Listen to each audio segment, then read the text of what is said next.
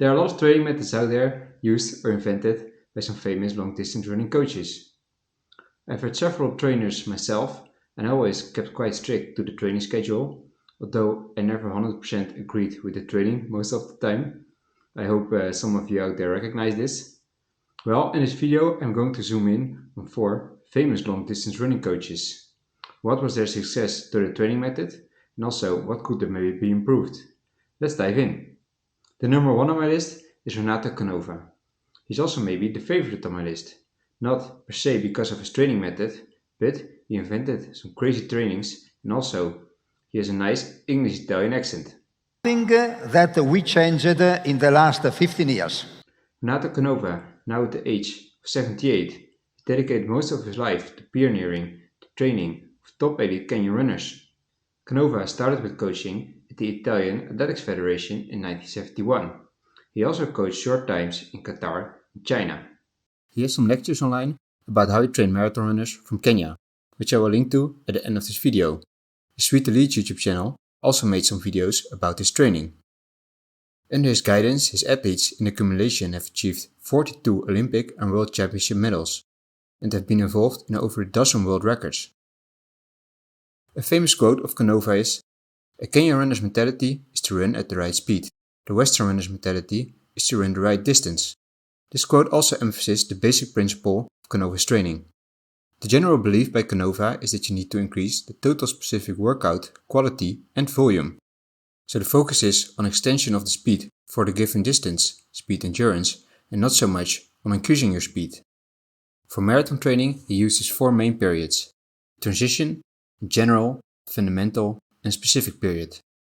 This transition period lasts 4 weeks after the marathon. The focus is on recovery, only short easy runs or some drills for recovery. The general period lasts again 4 weeks. Here the focus is to build endurance.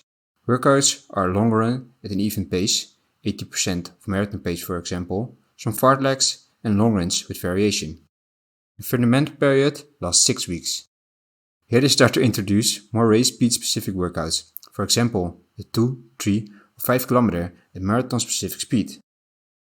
And then after this block, there's the philosophy you need a specific period which lasts 2 and maybe even up to 3 weeks. Here Canova introduces dual workouts and a long run at marathon pace. The long run is a 30 km long run at marathon pace effort.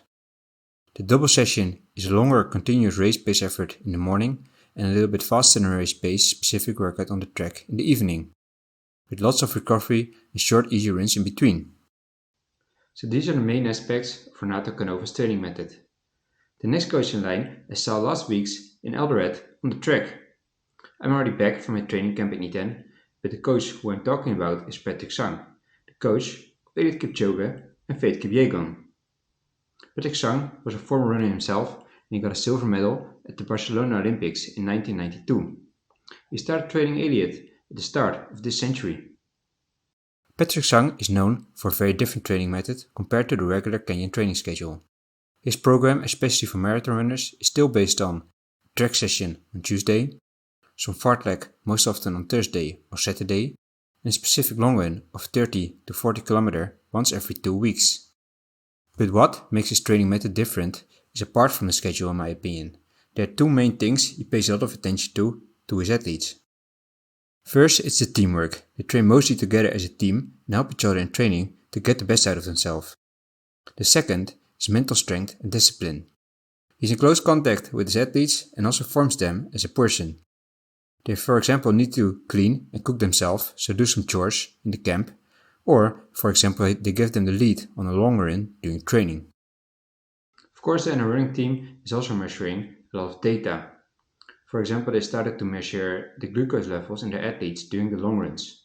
And they also made improvements to the racing shoes. Well, this is not per se Patrick Sang's input. The main and strong aspects of Patrick Sang are that he teaches his athletes discipline and also mental strength. The third coach who I'm going to talk about is a famous American long-distance running coach, namely Jack Daniels. No, not the drink, coach. He's an exercise physiologist, a running coach of also Olympic athletes. He also gives some lectures online on YouTube with a broad variety of running related questions and topics. At the end of this video, I'll drop a link as well. He went to the Summer Olympics of 1956 and 1960 himself in the modern pentathlon, a combination of swimming, shooting and cross-country running. Well, let's dive into the running philosophy. Daniel divides running performance into 6 components. Daniel argues that each of these components requires a specific training intensity to improve. The 6 components are the cardiovascular system, the body's ability to transport oxygen, the running muscle's ability to use oxygen, the lactate threshold, the ability to cope with and minimize lactic acid in the blood, the VO2 max, the maximum oxygen consumption, speed, and last, the running economy, the efficiency of the movement. And the training intensities you need to incorporate in training to train these components are easy/long endurance pace at 60 to 79% of your maximum heart rate. The primary purpose is to build an endurance base. He also recommends to do most training in the easy zone, of course. Then there's threshold pace, a little bit faster even than marathon pace. It's somewhat similar to half marathon pace at 82 to 88% of maximum heart rate. The intensity is aimed at the lactate threshold to raise the lactate threshold. It's a pace you can sustain for 60 minutes during a race. It should feel comfortably hard. I also made another video about how to properly train based on lactate threshold. There's interval pace, it's at very high intensity of 97 to 100% of max heart rate. The intensity stresses the VO2 max to raise the maximum oxygen uptake. Optimum intervals are like 3 to 5 minutes long. Daniels also says there's no benefit in exceeding 5 minutes at this pace. And last, there's repetition pace. It's very fast training aimed to improve speed and running economy. You do intervals typically at 200 to 400 meter intervals. You can also do like hill repeats for this type of session. The last coach I'm going to zoom into is Arthur Lydiard, a New Zealand runner and running coach. During the 1950s and 1960s, his training methods were revolutionary. We still use some of his training methods till today. Under his coaching, there were several athletes who went to the Summer Olympics in Rome in 1960 and also in 1964 in Tokyo. His training methods are based on a strong endurance and also on periodization. In his pyramid system, the first phase is building the aerobic foundation or marathon conditioning. The phase is absolutely aerobic and lasts minimum 8 weeks up to 12 weeks or more. None of the training was supposed to go over the anaerobic threshold. He considered going over this threshold could be harmful for the aerobic system, which he is actually right in. He trained his runners around 100 miles per week, where there were 2 to 3 long runs per week. Then, in the second phase, he had the hill resistance training. In this phase, the goal was to strengthen the leg muscles with resistance exercises, while maintaining and increasing aerobic fitness. This phase would take also 4 weeks, where there are 2 to 3 times a week hill repeats or hill jumping, and for the rest, easy or longer runs. The third phase is speed development. The purpose of this phase was to further develop anaerobic capacity, where he performed 2 to 3 times a week at training with around 5,000 meters of fast running in a session. Workouts would look like 12 times 400, 6 times 600 or 5 to 6 times 1000.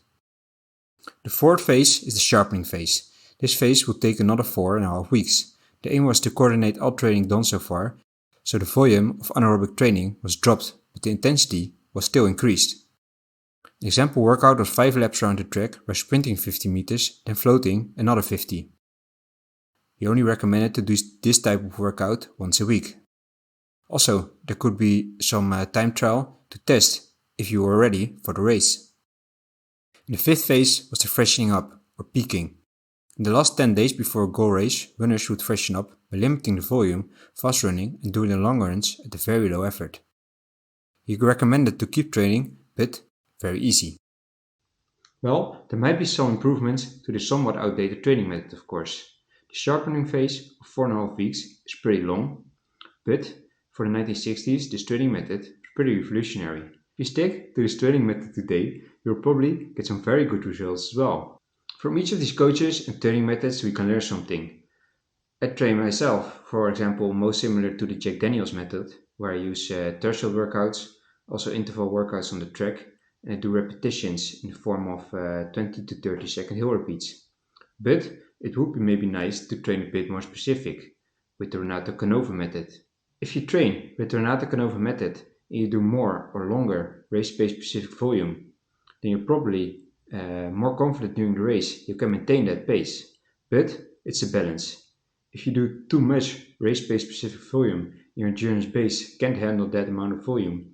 Well, you will reduce your fitness or also reduce your aerobic capacity. So it's a balance. But if you're an experienced runner and you want to try something new, and you, for example, don't notice any improvements during the last year, well, it might work for you. You might give it a try. Well, this was it for today on different running coaches and training methods. And as always, if you have any questions, drop them down below in the comments. And if you still got it today, have fun and get on the run.